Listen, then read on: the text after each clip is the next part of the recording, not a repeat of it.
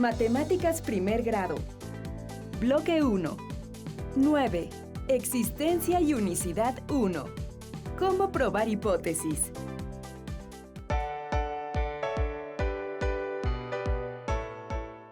Hola, Mateo. ¿Qué haces?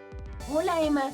Quise trazar algunas rectas para medir sus ángulos con el nuevo transportador que mi mamá me compró.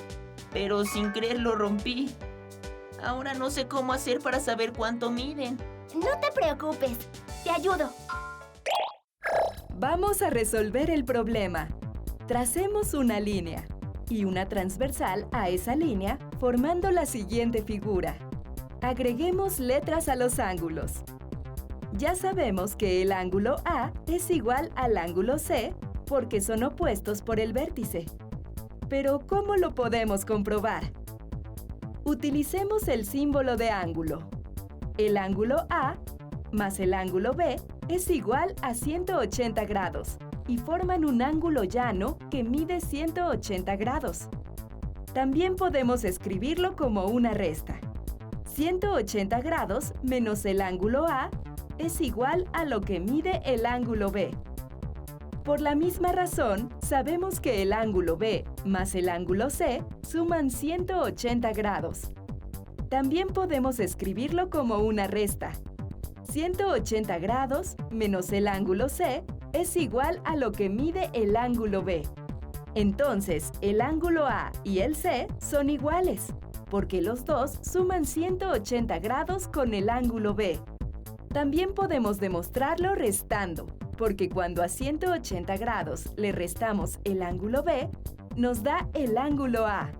Y cuando restamos a 180 grados el ángulo B, nos da el ángulo C. Mira el resultado de estas restas. Entonces, el ángulo A y el ángulo C miden lo mismo. Analicemos otro problema. Tenemos un triángulo entre dos líneas paralelas. Nos dan la siguiente información y nos preguntan cuánto mide el ángulo X y el ángulo Y. Empecemos por averiguar cuánto mide el ángulo Y. Sabemos que la suma de estos dos ángulos será de 180 grados, porque es un ángulo llano. Entonces, solo vamos a restar 180 grados menos 130 grados y obtendremos el valor del ángulo Y. Entonces, el ángulo Y mide 50 grados. También hay otra forma de encontrar cuánto mide el ángulo Y. Prolonguemos el lado del triángulo para observar la transversal. Estos ángulos están entre paralelas, son alternos internos. Son iguales, como este mide 50 grados, este otro también mide 50 grados. Por lo tanto, el ángulo Y mide 50 grados. También podemos observar otra cosa.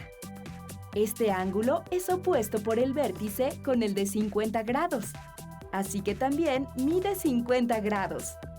Estos ángulos están entre paralelas, son correspondientes. Son iguales, por lo tanto, el ángulo Y mide 50 grados. Bueno, saber la medida del ángulo Y no fue tan complicado, ¿verdad? El ángulo X parece más difícil, pero solo tenemos que observar un poco más.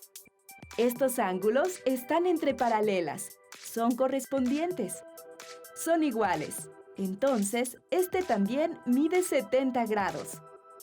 Estos ángulos son opuestos por el vértice, entonces son iguales. Y también mide 70 grados. Observemos este ángulo llano. Ahora solo tenemos que sumar la medida de los dos ángulos que ya conocemos. 50 más 70 igual a 120.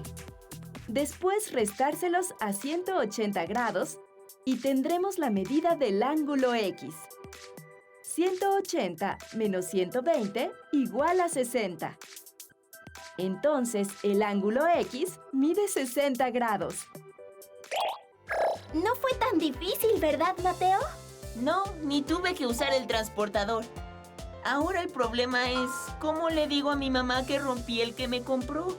¿Puedes explicarle que fue un accidente? Sí, seguro entenderá.